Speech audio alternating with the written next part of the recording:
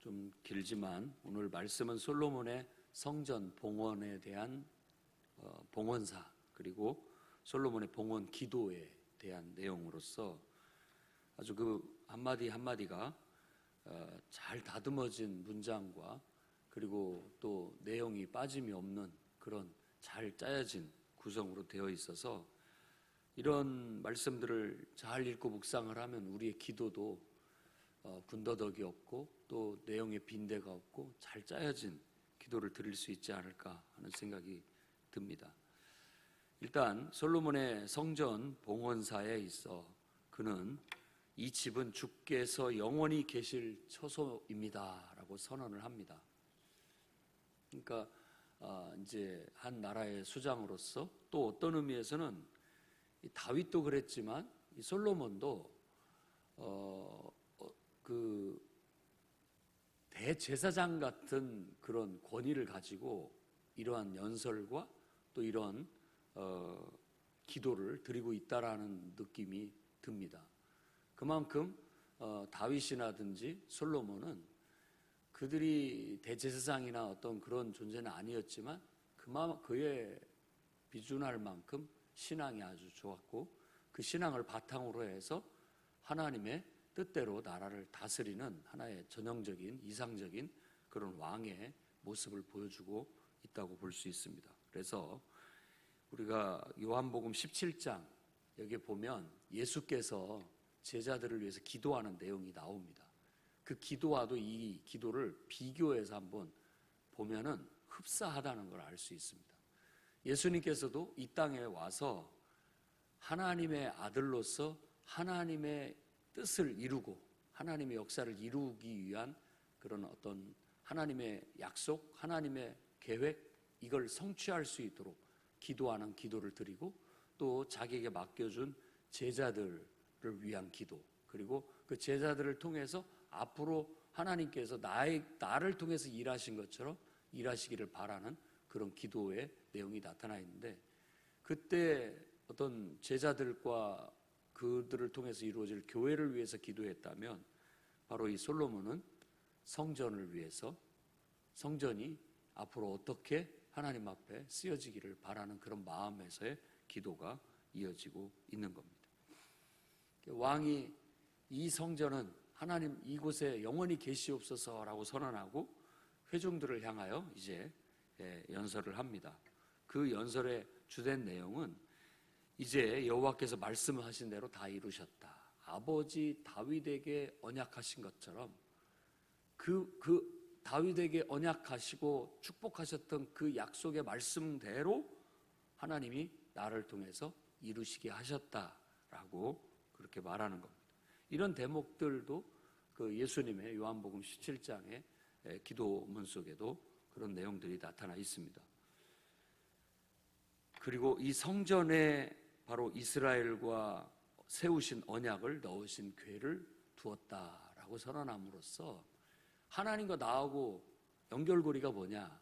바로 그 하나님이 우리하고 이스라엘과 맺은 언약, 그게 연결고리인 것이죠. 그 연결고리가 영원하기를 바라는 마음에 그걸 소중하게 잘 보관하고 있다라는 겁니다.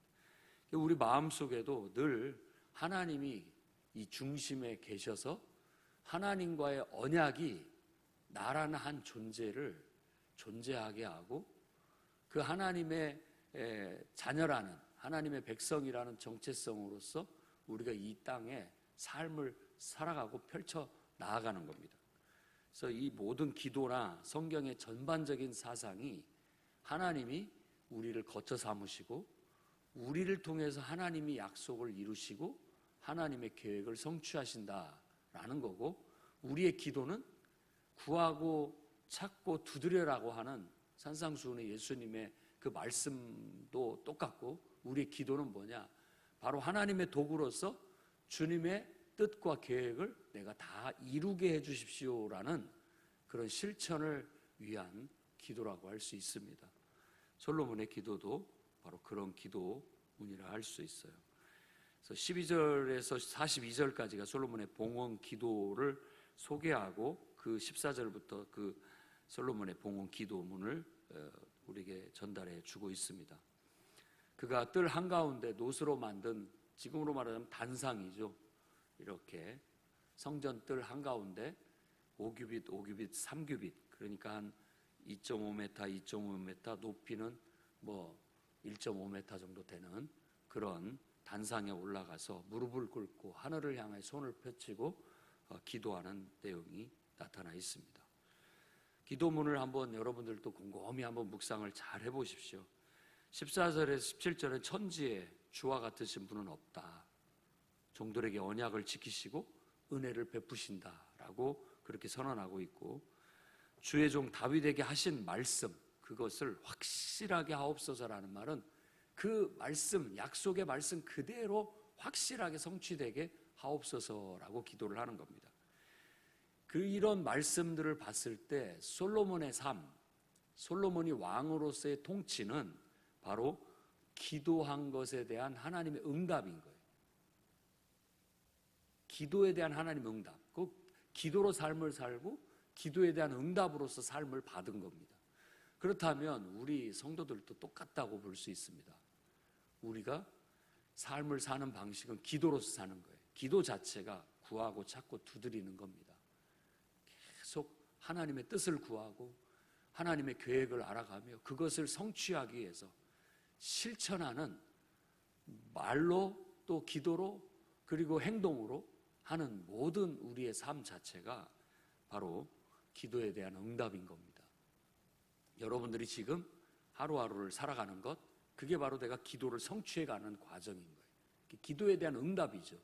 오늘 또 여러분의 인생은 기도의 응답으로 펼쳐지게 될 겁니다.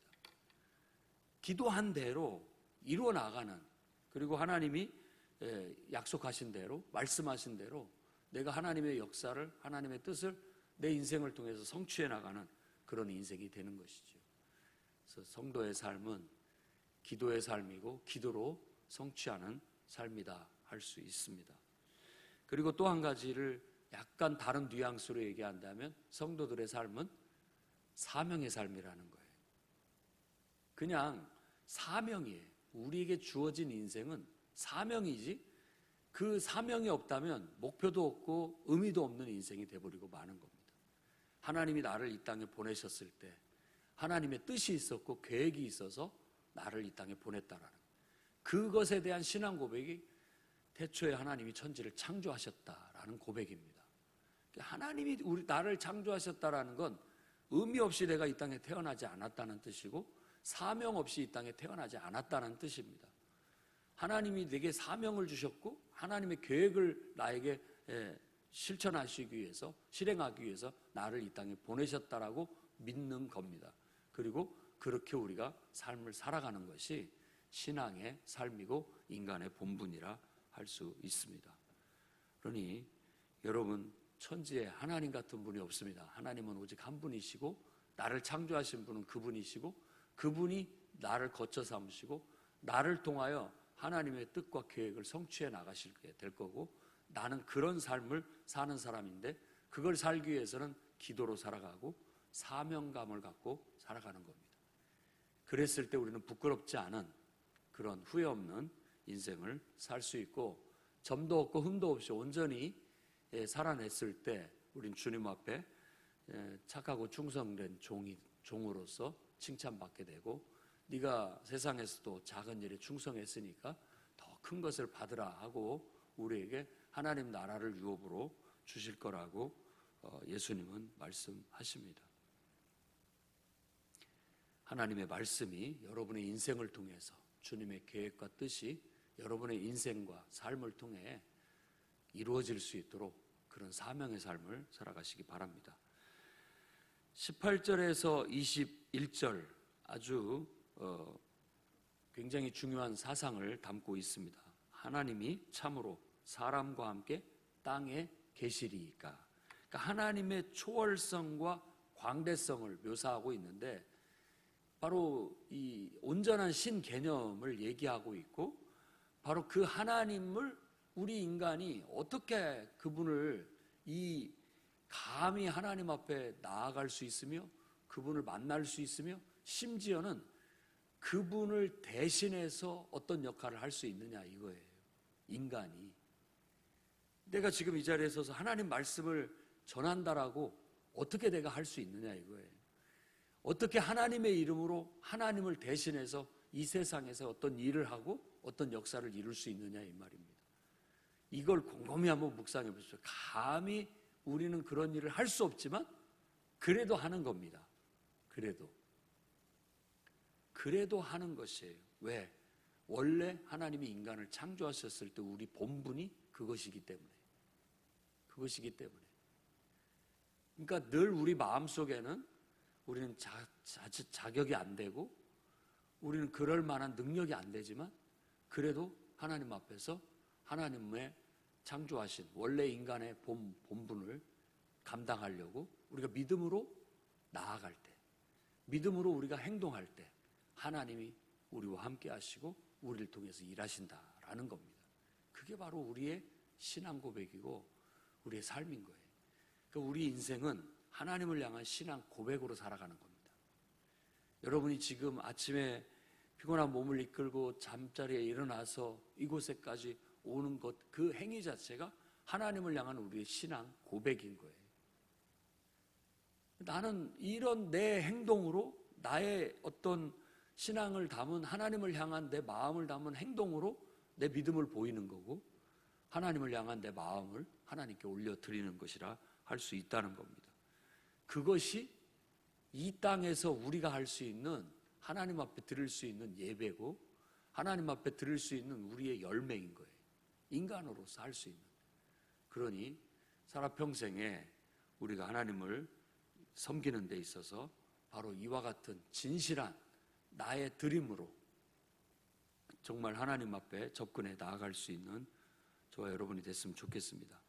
그러면서 그 뒤에 쭉 얘기하는 것이 한마디로 얘기한다면 이 집은 만민이 기도하는 집이다 라는 의미가 나오도록 그 내용을 담고 있습니다. 그래서 이사야도 바로 내 집은 만민이 기도하는 집이다.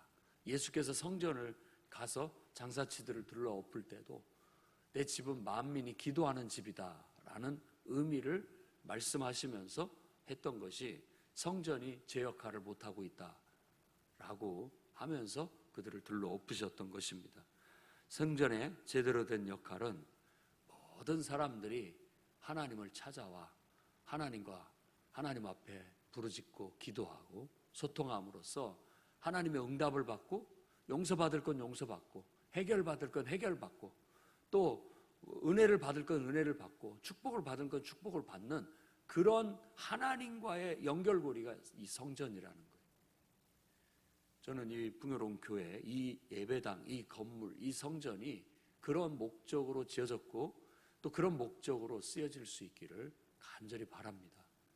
많은 사람들이 정말 힘들 때, 어려울 때, 또 여러 가지 환난과 재앙과 질병과 고통과 말로 할 수 없는 인간의 애환과 어디다 하소연할 수 없는 그런 문제들을 가지고 하나님 앞에 나와 그 모든 것들을 쏟아놓고 털어놓고 또 하소연하고 원망하고 불평하더라도 하나님 앞에 와서 하고 그러면서 하나님 앞에 기도하고 자신을 돌아보고 회개할 줄 알고 또 하나님 앞에 구할 건 구하고 그래서 자신이 변화되고 또 하나님의 사람으로서 우리가 바로 서고 하나님을 경외하게 되고 하나님을 더 깊이 알아가게 되고 하나님의 역사를 성취하게 되고 하나님의 영광을 드러내게 되는 것, 그것이 바로 이 집이 하나님의 성전이 이 건물이 온전히 쓰여지는 제 용도다라고 말할 수 있는 겁니다. 그러므로 인하여 우리가 오늘 말씀에서도 얘기한 것처럼 모두가 하나님을 경외하고 이 31절에 보면 땅에서 사는 동안에 항상 주를 경외하고 주의 길로 걸어가리이다 라고 하는 것처럼 우리가 하나님 앞에 바로 설 수 있다는 겁니다. 그 다음에 32절부터의 이야기도 이방인들까지도, 그러니까 하나님을 모르고 믿지 않는 이방인들까지도 이곳에 와서 하나님을 의지하고 기도하면 하나님께서 들어달라고 기도를 하는 겁니다. 그래서 만민이라는 말이 들어가는 겁니다. 기도하는 집인데 만민이. 그러니까 예수님 당시 때 예루살렘 성전이 그걸 못하고 있었던 거예요. 유대인들만 자기들만의 성전을 전유물로 삼고 다시 민족의 어떤 독립을 꾀하기 위해서 그들이 민족주의적으로 폐쇄적으로 가고 있을 때 하나님께서 그걸 들러 엎으신 겁니다.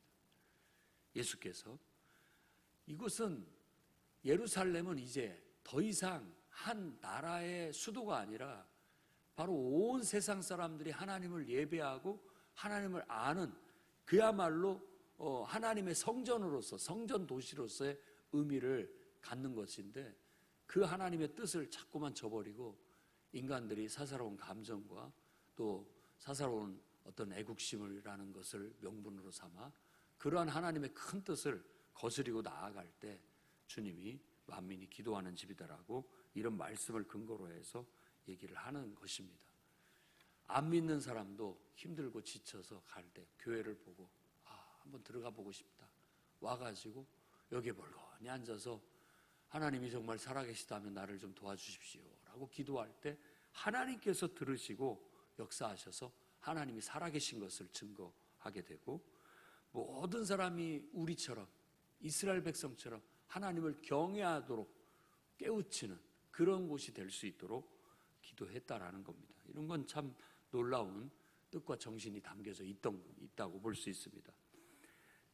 그 밖에 이 기도문 속에는 벌써 포로로 끌려갈 줄을 알고 있고 포로로 끌려갔다가 회개하고 그곳에서 자복하고 하나님 앞에 잘못했다고 빌거든 하나님 다시 그들을 이 땅으로 돌아올 수 있게 해달라고 기도를 하고 있는 겁니다.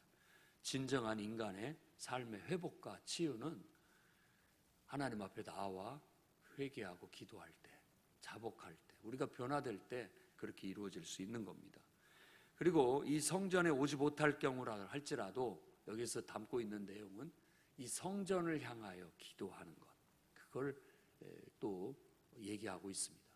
그러니까 그만큼 하나님을 사모하고 이 성전은 하나님을 떠올리는 매개체가 된다라는 거예요. 하나님의 임재를 떠올리고 그 하나님의 임재 앞에 나아갈 수 있는 매개체, 하나의 연결고리가 되는 겁니다. 이 성전과 같은 더 큰 의미는 바로 예수 그리스도죠. 예수 그리스도는 그 이름을 부르거나 떠올리기만 해도 하나님의 임재 안에 우리가 들어갈 수 있고 그분을 향하여 나아갈 수 있고 언제든지 기도할 수 있고 이와 같이 할 수 있는 아주 최고의 바로 구원자요, 그리스도요, 대제사장이요. 그야말로 어떤 미사여구를 다 붙인다 할지라도 그분을 다 표현할 수 없는 그런 분이라고 할 수 있습니다. 그래서 오늘 저는 이 기도문을 통해서 여러분들도 기도를 배우시고 더 나아가 기도로 인생을 사십시오. 기도 응답으로 여러분의 인생이 펼쳐지고 사명으로 여러분의 인생을 성취해 나아가십시오. 그리고 항상 이 예배당과 성전을 그런 의미로 부여하고 여러분이 사모하고 늘 어렵고 힘들 때마다 이곳에 와서 기도하고 또 이곳이 기도의 불이 꺼지지 않고 24시간 모든 사람들이 자기의 필요를 따라 언제든지 나와 하나님 앞에 기도할 수 있는 그런 장소로서 잘 활용되어지고 여러분이 또 그걸 잘 활용해서 10분 활용해서 평생 주의 길을 걸어가고 하나님을 경외하는 영적인 삶에 보탬이 되고 도움이 될 수 있기를 주의 이름으로 축원합니다. 기도하겠습니다. 거룩하신 주님,